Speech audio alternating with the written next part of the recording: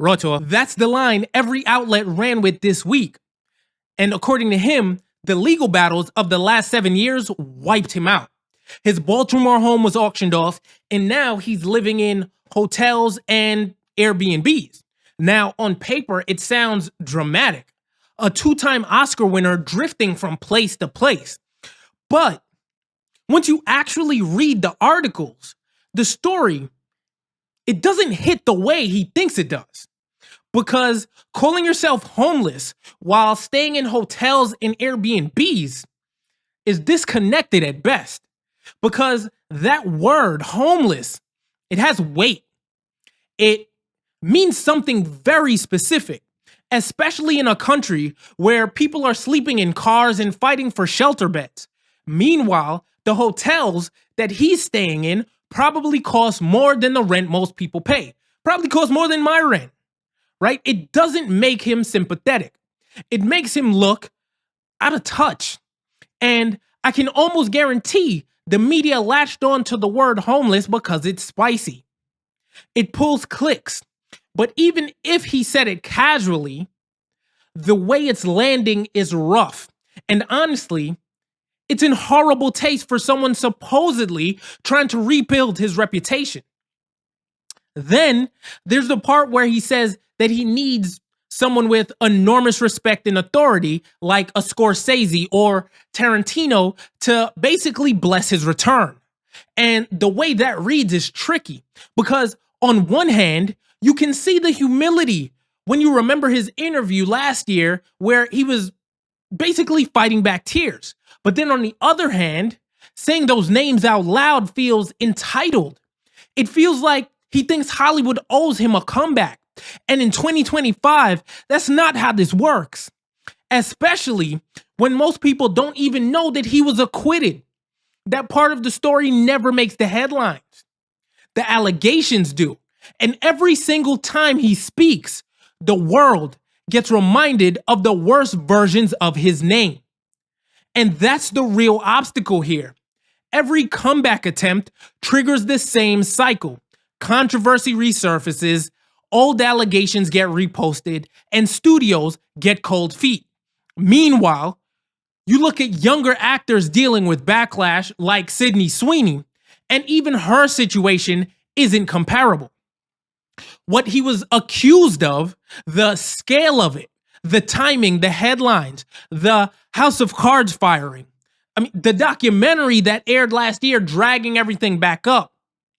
It all keeps his name locked in a category that is incredibly hard to climb out of. He's a legacy actor now.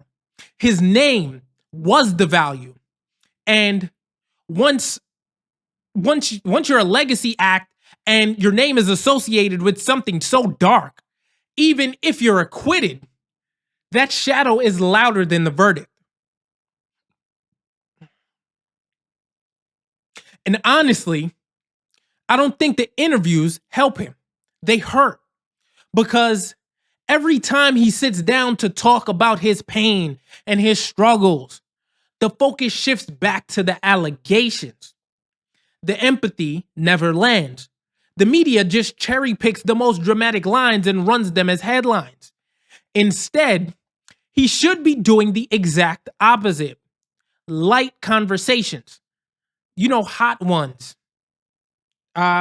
Even a GQ interview, even though, GQ got Sydney Sweeney in trouble, but you know what I mean. The light interviews that GQ is known for. The fan-driven interviews. Breakdowns of his old roles. Talking about scenes from The Usual Suspects. Giving praise to younger actors. Talking about the industry like a fan, not a victim. He needs people to remember his craft, not his controversies. But he hasn't done that. And the longer he waits, the harder it becomes to shift the narrative. The truth is, Spacey isn't completely out of work. He's done a handful of films since 2017, mostly small.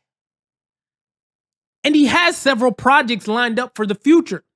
So he isn't done, but he's not returning to the place that he once occupied. He's going to have to adapt to a new normal. He's going to have to work like he has no legacy. Like The Usual Suspects never happened. Like the House of Cards run doesn't exist. He has to stop centering himself in the story and start centering the work.